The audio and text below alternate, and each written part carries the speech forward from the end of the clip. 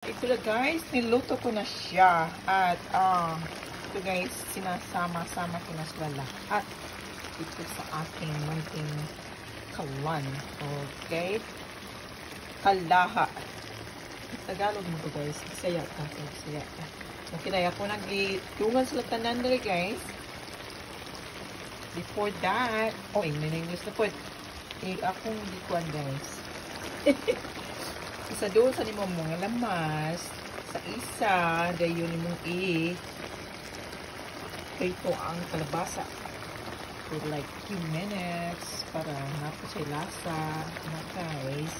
Ayun, titon pa nimo ang amahong na guys. Dayon, dali na dayon siya ibutang.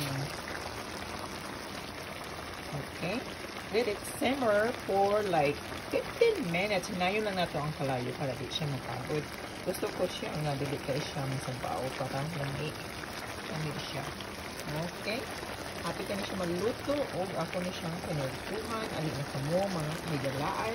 Isa yung tao na ni. Alin ka mo sa balay.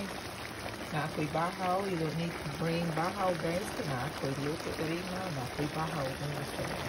Okay, mga unta, mga higala. Kay kini ang akong paborito na pagkaon. Special food ni nanay. Akong nanay kalabasa. Okie-dokie. Mga unta karon. Kapit na gini siya mga man guys. Ang kanya siya. Hulakon.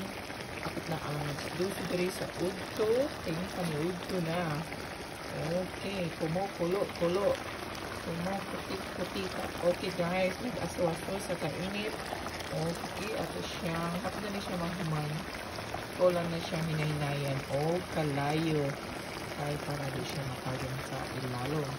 Okay, kainan na guys. Thank you guys for watching.